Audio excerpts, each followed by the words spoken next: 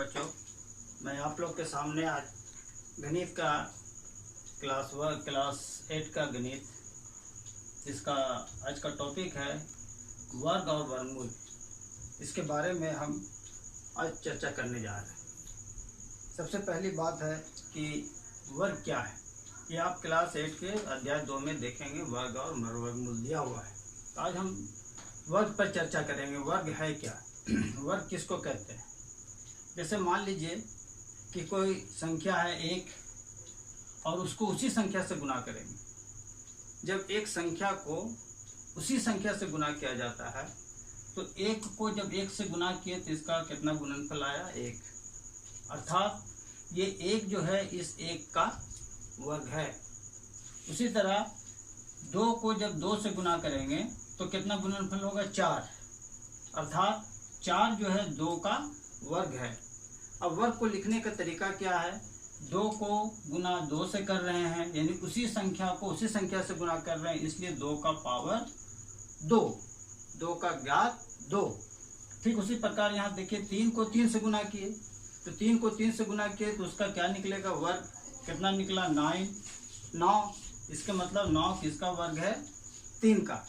ठीक इसी प्रकार आप देखिएगा तो 4 का जो वर्ग है, 4 का वर्ग देखिए, 4 क्यू का पावर 2, इसको बोलेंगे 4 का वर्ग। 4 का वर्ग कितना हुआ, 16। अर्थात 16 4 का वर्ग है। 25 5 का वर्ग है। 49 7 का वर्ग है। 64 8 का वर्ग है। इस तरह आप संख्या को निकाल सकते हैं।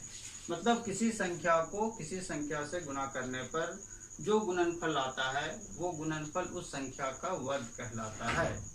अब हम लोग वर्ग के बारे में जब यहाँ पढ़े तो कुछ और विशेष बात पर ध्यान दीजिए। यहाँ पर इस चीज़ पर कि हम लोग जानते हैं संख्या कैसे बनती है, अंकों से। अंक कितने होते हैं, 0 से लेके 9 तक। 0 1 2 3 4 5 6 7 8 9। और संख्या जब हम अंकों को मिला देते हैं तो संख्या बन जाती है। मेरे कहने का मतलब ये हुआ कि अगर आप कोई संख्या लिखे और संख्या लिखे 12 तो इसमें 2 अंक है, 1 और 2। आप इकाई के अंक पर ध्यान दीजिए। अगर इकाई के अंक पर 2 है तो हम लोग जब 2 का वर्ग करते हैं तो उसका इकाई का अंक क्या होना चाहिए, 4। देखिए 12 का वर्ग किए तो इसके स्थान पर, इकाई स्थान पर कितना हो रहा है, 4। तो ये हमको जो है समझ में आगे बहुत मदद करेगा कि जब किसी संख्या का हमको वर्ग मालूम हो तो हम बता सकते हैं कि उसका इकाई का स्थान क्या होगा। इसके कुछ गुण धर्म के बारे में हम लोग जानते हैं। पहला चीज आप देखिए, एक विषम संख्या है, 3 विषम संख्या है, 5 विषम संख्या है, 7 विषम संख्या है। तो विषम संख्या का वर्ग करेंगे तो उसका जो वर्ग आएगा वो भी विषम आएगा। 1 का वर्ग 1 विषम संख्या, 3 का वर्ग 9 विषम संख्या, 4 का वर्ग 16, नहीं 4 नहीं होगा, 5 का वर्ग 25 विषम संख्या, 7 का वर्ग 49 विषम संख्या। ठीक उसी प्रकार यदि किसी सम संख्या का वर्ग करेंगे तो उसका जो वर्ग आएगा वो क्या होगा, सम। जैसे 2 एक सम संख्या है, इसका वर्ग किए हम लोग तो कितना है, 4, वो भी एक सम संख्या है। 4 का वर्ग किए तो 16 आया, सम संख्या है। 6 का वर्ग किए तो 36 आया, सम संख्या है। 8 का वर्ग किए तो 64 आया, वो सम संख्या है।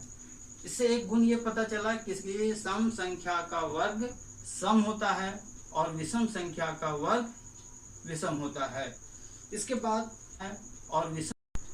देखिए बच्चे, अभी जैसे आपको बताया है उसमें एक गुणधर्म पर ध्यान दीजिएगा कि हम जब 1 का वर्ग निकालें तो उसका कितना आया, 1।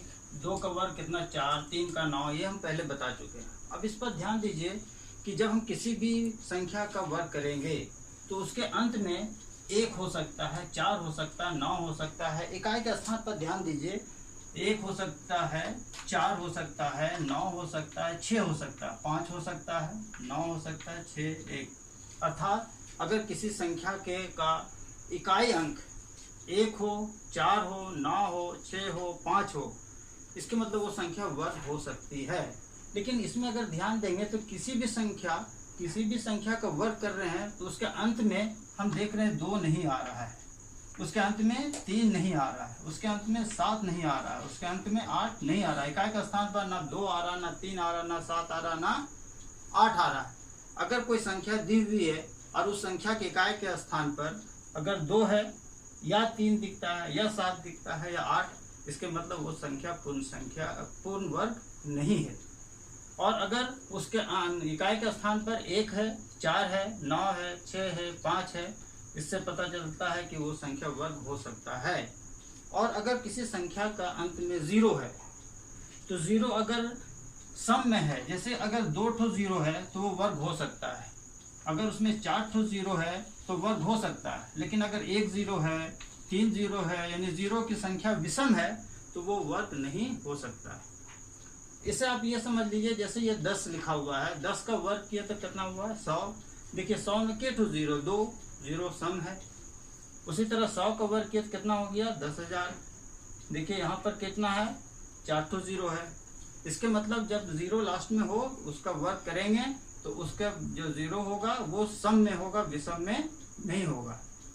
अब हम जो है अब इसमें कुछ रोचक प्रारूप के बारे में जानेंगे। वर्ग जान गए तो वर्ग की कुछ रोचक प्रारूप है, बहुत मजा आएगा अगर इसको आप अच्छे से समझ पाएंगे तो। देखिए इसमें जैसे हम त्रिभुज बनाने का कोशिश करते हैं, जैसे एक हम तारा लिए, यहाँ 1 है, इससे देखिए त्रिभुज बनेगा। यहाँ 1 2, देखिए ये वर्टिकली 2 ठो तारा बनाए और यहाँ पर भी क्षैतिज में भी यानी हॉरिजॉन्टल में भी 2 ठो तारा बनाए। तो जितना ऊपर से रहेगा तारा गिनेंगे वैसे ही नीचे से भी होना चाहिए। जैसे यहाँ देखिए 1 2 3 है तो यहाँ से भी करेंगे 1 2 और 3। अब यहाँ से देखिए ये 1 है तो यहाँ पर यहाँ नीचे 2 है, यहाँ 3 है, यहाँ 1 है, यहाँ 3, तो यहाँ 1 और होगा 2। ठीक उसी तरह फिर लीजिए अब 4, 1 2 3 4, तो नीचे भी 4, 1 2 3 4। अब ऊपर से बढ़ते क्रम में 2 3, ठीक है। अब देखिए यहाँ कितना है 1, यहाँ कितना है 3, यहाँ कितना है 6, यहाँ कितना है 4 3 7 और 3 10। अब आप देखिए 1 जोड़ 3 बराबर कितना हो गया 4। 4 किसका वर्ग है 2 का। ठीक, इसमें देखिए कितना है 3, यहाँ कितना है 6, जोड़िए 3 जोड़ 6 कितना हो गया 9। 9 किसका वर्ग है 3 का। इन दोनों में देखिए यहाँ कितना है 6, फिर कितना है 10, जोड़ दीजिए 16, ये किसका वर्ग है 4 का। तो इस तरह से एक रोचक चीज सीखते करें, इस तरह से हम लोग वर्ग को निकाल सकते हैं। बहुत अच्छी चीज है ये इसके जानने के लिए। उसके बाद जो है आप देखिए दूसरा रोचक पहलू विषम संख्याओं का योग। विषम संख्या का योग जैसे मतलब मान बोलते हैं जैसे 1 जोड़ 3, लगातार जो विषम संख्या रहती है, लगातार जो प्राकृतिक संख्या 1 से शुरू हो रही, या 1 जोड़ 3 जोड़ 5। इस प्रकार हम आपको एक वर्ग का देखिए कुछ रोचक पहलू बताना चाह रहे हैं। जैसे 1 जोड़ 3 विषम संख्या, फिर उसके बाद वाला विषम संख्या कितना है 3। 1 जोड़ 3 कितना हो गया 4। 4 किसका वर्ग है 2 का। उसी तरह देखिए 1 जोड़ 3 जोड़ 5 बराबर 9 होता है। 9 किसका वर्ग है 3 का। अर्थात आप कह सकते हैं कि अगर 2 ठो विषम संख्या दिया है लेकिन गिनती 1 से शुरू होनी चाहिए। 2 विषम संख्या दिया हुआ है 2 ठो, 1 और 3, इसको जोड़ेंगे तो कितना होगा 4। तो विषम संख्या 2 है तो 2 का वर्ग निकाल लेंगे। विषम संख्या 3 है तो 3 का वर्ग निकालेंगे तो इसका योग निकल जाएगा। उसी तरह का 4 ठो विषम संख्या ले लिए, मान ली 1 लिए, 2 3 लिए, 5 लिए और अगला विषम संख्या कितना हो गया 7। अब बताइए केट विषम संख्या है 1 2 3 4, तो कितना का वर्ग होगा 4 का वर्ग होगा। और 4 का वर्ग कितना होता है 16। इसको आप जोड़िएगा तो ये 16 निकलेगा। तो जोड़ने की जरूरत नहीं है हमको, अगर ये उदाहरण मालूम है तो हम लोग इसका देख लेंगे 4 है तो 4 का वर्ग निकाल लेंगे।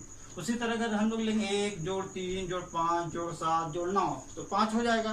5 विषम संख्या, उसका वर्ग कितना होगा 25, तो फिर आसानी से बन जाएगा। तो